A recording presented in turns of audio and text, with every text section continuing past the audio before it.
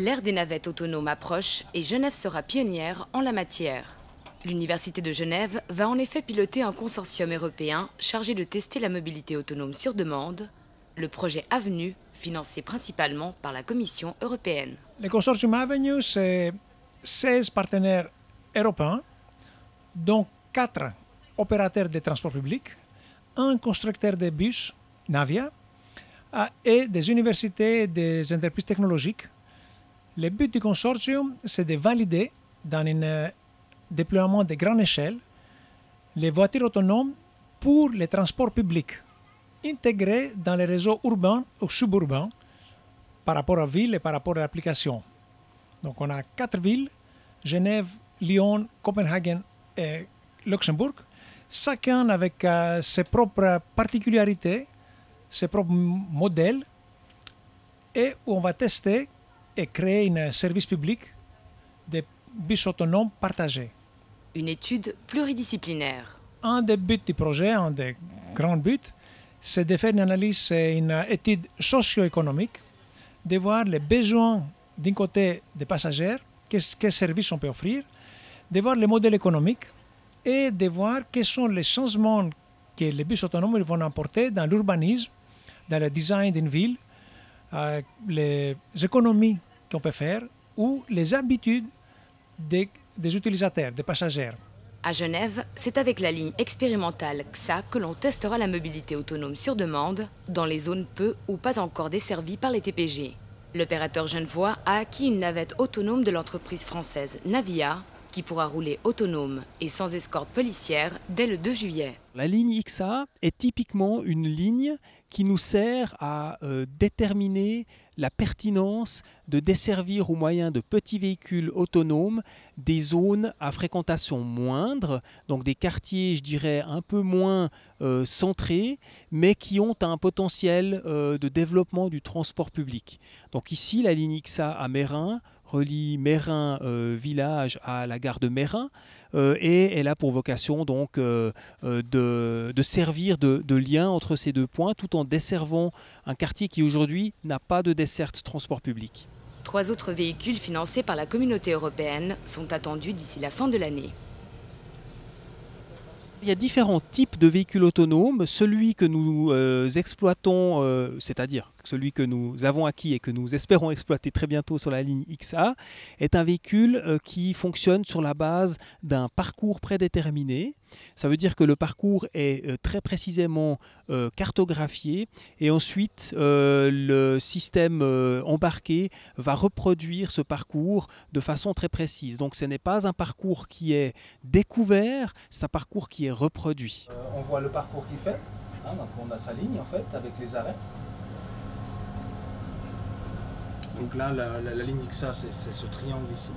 Et puis là, on voit le retour au dépôt, là où on le stationne et ce parcours qu'il fait pour se rendre sur son site.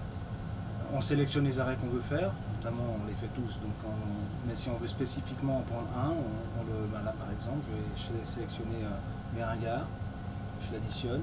Et là maintenant, si je pars en appuyant sur Go, donc le véhicule s'en va, et il va venir jusque-là, sans faire cet arrêt-là. Il va venir directement à Meyrin. On a 4 ans. Chaque site il a un plan spécifique de développement. Si on parle de Genève, on commence les premières années en exploitant les lignes XA et de comprendre les limites et les avantages d'un bus autonome.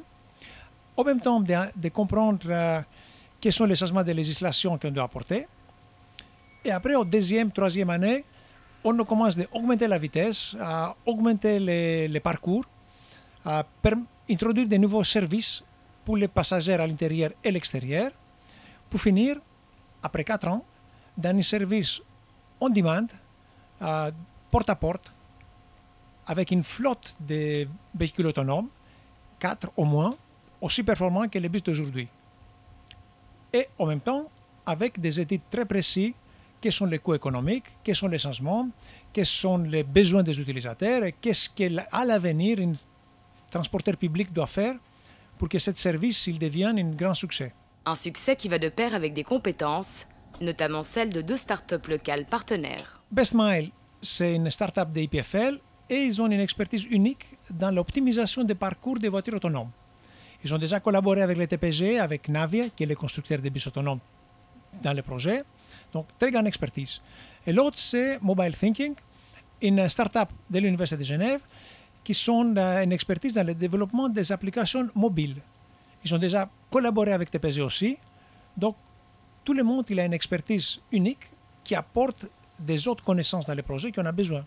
En 2050, 70% de la population mondiale sera urbaine d'après l'ONU. Difficile d'imaginer ce que cela représentera en termes de flux des déplacements.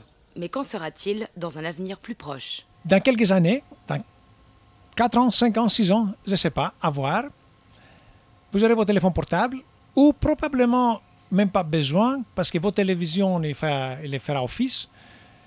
Vous allez dire, j'ai besoin demain d'aller de chez moi jusqu'à mon bureau. Le système il va prendre les messages et demain matin, 8h05, le bus autonome il sera devant vous.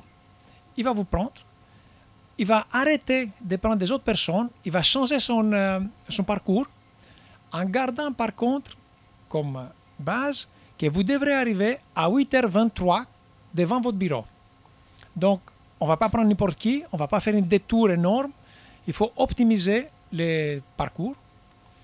Il n'y aura pas un, il y aura 10, 20, 30, j'en sais rien, ça dépend de la taille de la ville, qui vont parcourir la ville de loin, de façon aléatoire, mais derrière, organisé au milliseconde près, au centimètre, dans tous les parcours.